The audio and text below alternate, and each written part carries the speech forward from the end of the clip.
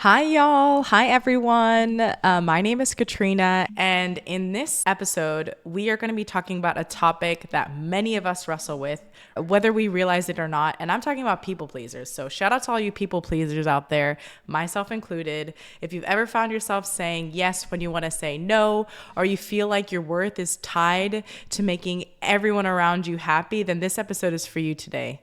We're going to be breaking down what people pleasing is, where it comes from, what signs to look out for, and most importantly, how it can affect your life and relationships. So let's get started. So, what is people pleasing?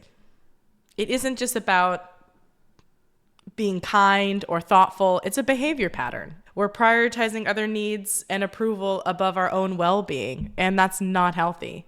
People pleasing can feel like kindness, but often it comes at a cost to your energy, your authenticity, and your relationships. We're going to be talking about behaviors, causes, and effects of people pleasing, along with practical tips to help you reclaim your time, your energy, your self worth, and authenticity. Because what's more important than that? At its core, people pleasing is a coping mechanism. For many of us, it's driven by fear of rejection, criticism, or even embarrassment. And we tell ourselves, if I can just make everyone happy, then I'll be safe from judgment or conflict. But the thing is, people pleasers aren't acting out of generosity, they're acting out of anxiety and fear and stress. And this behavior stems from low self-esteem or external validation or the belief that our worth is only tied to how much other people like us. And that ain't right. That ain't healthy. So what are some common signs that you might be falling into this people-pleasing trap and tendencies? So I have about 7, and I'm going to tell you all about them. So number 1 is not showing your true feelings to avoid conflict. And you might smile through if some frustrating situation happens or some conflict occurs, you might just like smile through it through the opinions just to keep the peace. Like a friend makes a joking comment about your appearance that stings. Like I had a friend once tell me like, you're brave for wearing that dress. And I just kind of smiled and changed the subject. But like I was hurt and I thought, am I being oversensitive about this? But bro, that was rude. That was rude and very insensitive. And I would never say that to someone else because, I mean, hello. Anyway, it can also happen at work. Maybe your colleague critiques your presentation in a way that feels unfair or it's not constructive, and instead of addressing it, you just thank them for the feedback, stay silent, and then you're worried about some sort of like confrontation. But those are the moments when you need to speak up and be honest and be like, hey, that wasn't very nice, or like, hey, I understand that my presentation wasn't great, but like, how can I make it better? What do you think about this? And another thing is always agreeing with other people. So another point is number 2, always agreeing with people and doing what they want. I mean, even when it doesn't align with your own values or priorities, you just say yes. And a coworker asks you, okay, maybe you can help them with their report, but it means staying late, and you agree despite already having plans because you don't want to disappoint them. Like you don't want to look bad, this and that, but like you already know that you're already overloaded with stuff, and then you just say it just because you want to look good. And like that's a thing that you need to just stop doing. Or a friend of mine suggested, I remember this one time, she wanted to go to this restaurant. I wasn't in the mood. I was like on a healthy kick. She wanted to get like Mexican or Indian or something like super heavy. And instead of speaking up, I was like, okay. And then we went out and got the food, and I felt so sick afterwards. And I just pretended I was like, oh my God, yeah, this is amazing. But like, I literally got nothing out of that. And I actually threw it out when I came home. Just be honest about what you're feeling. And if your friends respect you, that's awesome. You have a great friend. And if they don't, then that's something you need to pay attention to and consider when hanging out with them if it's always about them. Number 3 is putting other people's needs before your own. Whether it's skipping self-care, overcommitting to someone else, you constantly sacrifice your own needs. I have a friend, she always wants to go out, and I felt kind of bad because one time I was just not feeling well. We had kind of like spoke earlier in the day because I was so pumped, but then as the night went on, I was like, I'm really tired. It was like the end of the week. And I just felt really bad canceling. And I went instead. And then when I came home, I felt sick. I was not well. I did not rest. I did not get the rest that I needed. And I felt a bit annoyed. And I felt a bit of resentment. And I was like, oh, why am I doing this? Like questioning myself, or, you know, maybe you want to cancel a long awaited yoga class, or you have to cancel a yoga class or a class that you've been really looking forward to because someone needs a last minute help on a project that isn't urgent, or they could have done it without you, but you feel obligated to help. Like, no, you do you. If you have plans on your own, stick to them. If you put other needs before your own, it's not good. And especially you do it over and over, that's a huge people pleasing tendency. Something I've struggled with before too. So number 4 is allowing people who haven't changed back into your life. I mean, even after someone repeatedly disrespects your boundaries and you let them back in, and then you don't want to confront them, you kind of have, and then they're, you know, they have a temper or this and that. Like I had a friend who was like always late, you know, late for the reservation, late to meet up with me. I'm sitting around my house, like waiting for her. And when I said something, she was just like, oh, why are you so boring? I really wanted to be her friend. So I kind of put up with it. But in the end of the day, like, that was not cool. And now we're not really friends anymore because I'm not going to put up with that kind of behavior. So that leads me to the 5th point, which is not asserting your boundaries due to fear of rejection, which just happened in that situation I just mentioned. So saying no can feel terrifying because you might worry it might lead to criticism or being seen as selfish. But like, as I mentioned, you're tired at the end of a long week, or a friend invites you to a party and you say yes because you're worried they'll think that you're boring or are uninterested in the friendship, and then you decline or whatever. But you need to set your boundaries. If you're not feeling it, that's okay. Like you can say no, you can do whatever's best for you. At the end of the day, if you're not setting boundaries because of rejection, then you're the only one that's going to be losing out in the end. Then number 6 is offering to do things even when you don't want to. So like overcommitting. I had a while ago, I had a job, and during a meeting, I was like new in the company, and one of the leaders of the group was like looking for volunteers to help organize like an upcoming event. And I was like, ooh, no one raised their hand. And I thought, ooh, maybe I can take charge and help. And I was already kind of overwhelmed with like starting the new job and other commitments I had. So I organized this. But I was exhausted, I was tired. And at the end of the day, I was like, this isn't even worth my time. So I was really annoyed. And that was on me. I didn't have to. I volunteered. Or let's say your friend asks you to help move with them this weekend, and then you find yourself like, okay, I can help you if you want, but you're not really in the mood, or your back hurts or something. Like, this is the moment to not overcommit. And then the last thing I think is actually so important, because if you don't really know this point, then it's gonna be hard to address the other things. But struggling to know how you really feel, like when you're constantly focused on others, you can really lose touch with your own wants, needs, desires, and emotions, because you're so focused on like making other people happy, and then it's just causing a lot of stress, and it's just not great. And even actually another honorable mention I want to say is like being overly apologetic, like, sorry, not even if it's your fault. You know, you tend to take on unnecessary blame and try to smooth things over, but really you didn't do anything wrong. So like, why are you saying sorry? So yeah, don't do that. I'm trying not to do that anymore, and I still kind of do it. So yeah. So why do we people please? I mean, where does it come from? It comes from a few things. One of them is low self-esteem. If you don't believe you're inherently worthy, you may look for validation in others to fill that gap. And I found that a lot when I was like growing up as a teenager, just not feeling really confident about myself, wanting to like think other people think I'm cool, doing things I kind of liked or didn't like, or just trying things I wasn't even into because I thought, oh, maybe this will set me apart.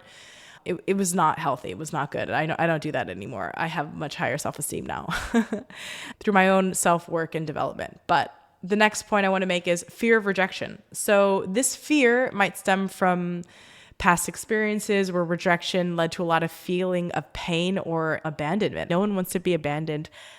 No one likes rejection. I don't like rejection. I don't think anyone does. And rejection's hard. Everyone has been rejected, from famous people, rich people, across the board. No one has not dealt with some form of rejection. And I feel like it's the one that hurts, that hinders us the most and hurts the most. But it's okay if you just can find a way to accept it and just understand like, okay, this didn't work. I don't need to worry about what other people think. Like or this person thinks, let me move on. But easier said than done, of course. And then my last 2 points I want to make are desire for external validation. So not just only fear of rejection, but constantly feeling like the approval to feel good enough. Like, am I good enough? Does this person think highly of me? Am I okay in their light? How do I feel? And this is a theme for so many of us. I'm always in awe of people who just do not give an F about what other people think, and they do what they want. And that's what I'm working on. And that's what I think you should be working on too.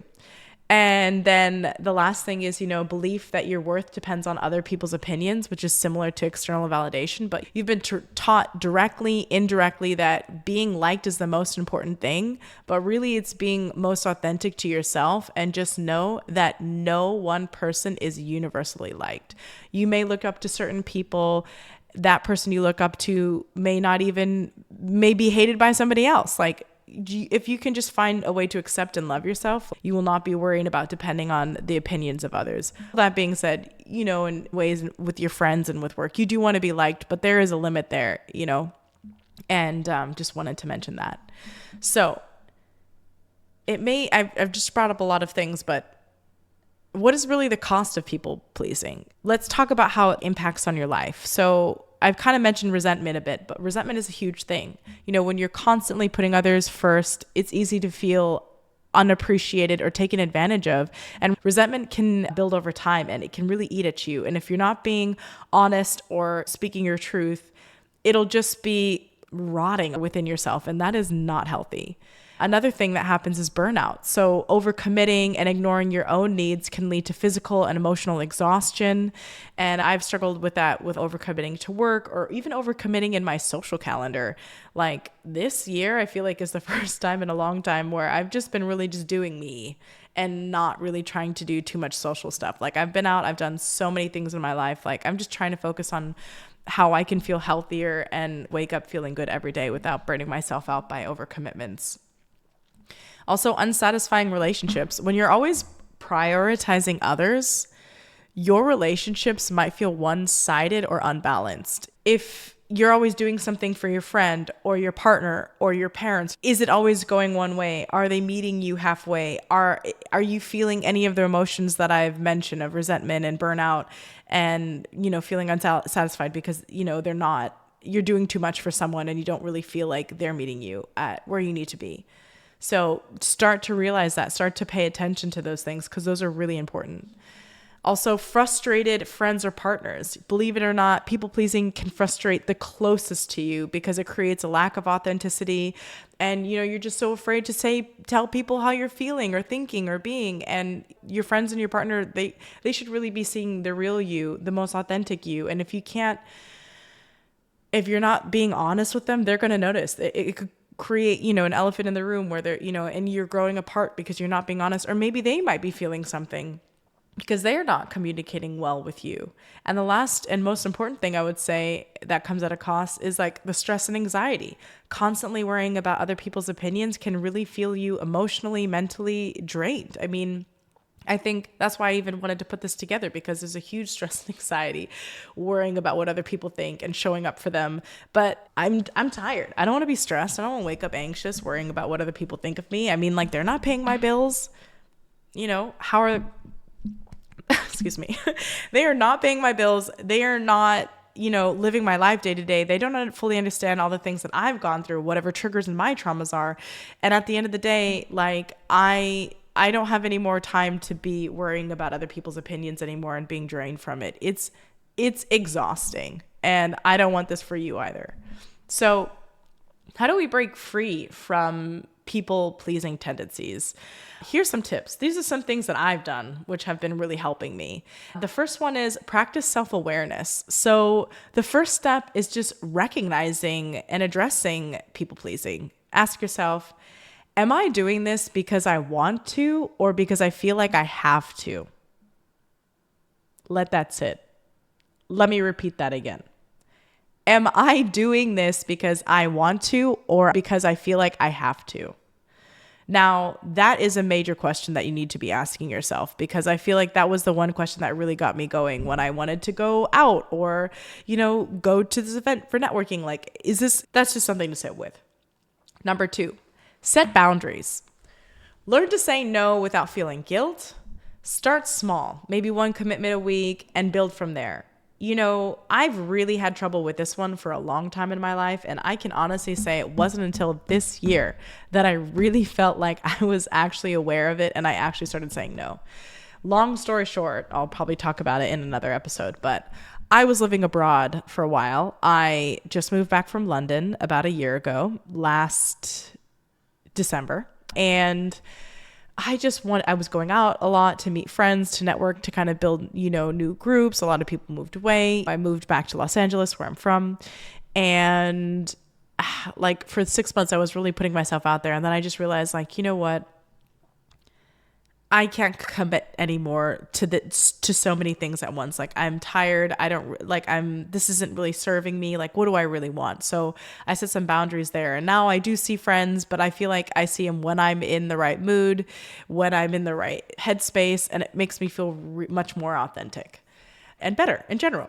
And then number 3, get comfortable with being uncomfortable or discomfort.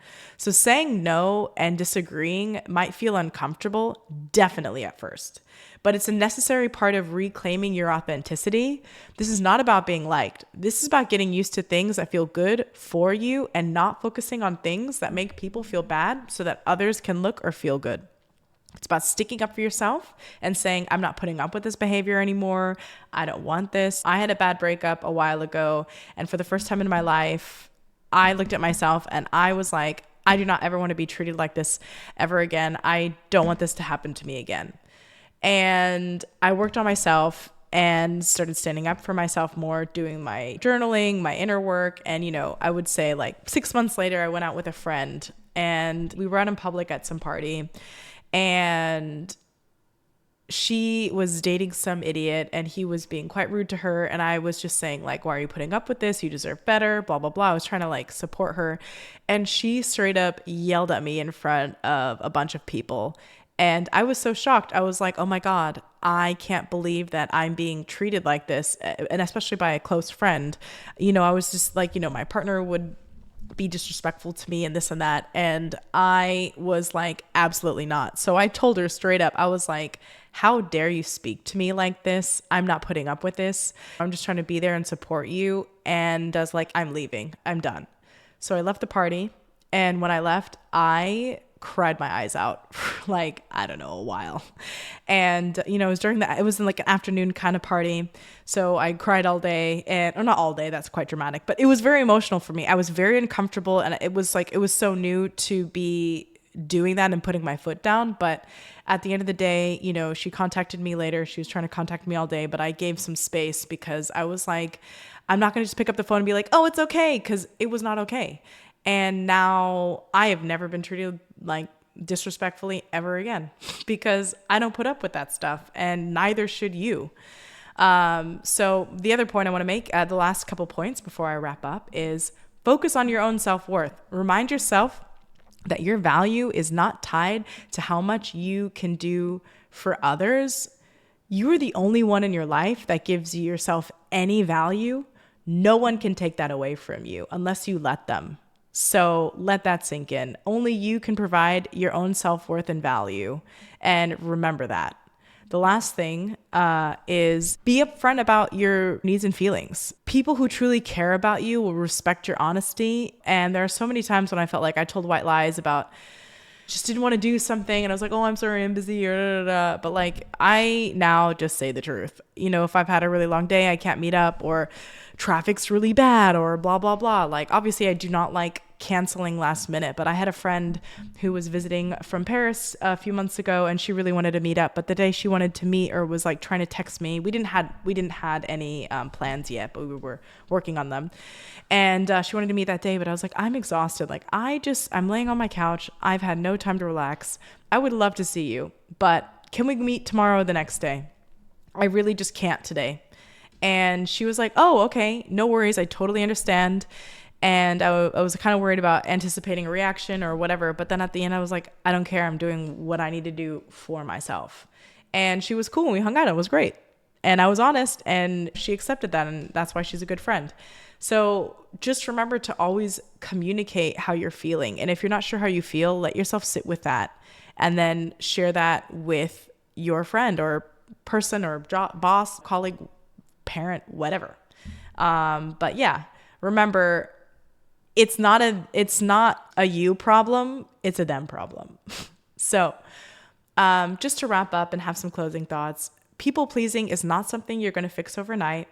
It's a mindset. It's a mindset change. It's a set of habits. It's going to take time to unlearn, but the freedom that you'll gain from breaking out of people pleasing is so worth it. You'll not only feel more connected to yourself, but you'll also build healthier and more balanced relationships. And like I said, this is about your own value and self-worth. You are the only one in your life that can give yourself value. Don't ever forget that. So just want to say thanks for tuning in to this episode on people-pleasing tendencies. And if this resonated with you, I'd love to hear your thoughts or stories about breaking free from people pleasing or any other stories that have happened to you. Feel free to connect with me on social media or leave a comment wherever you listen to this podcast. So until next time, remember, your worth is not measured by how much you give to others because it's already within you. All right. Ciao.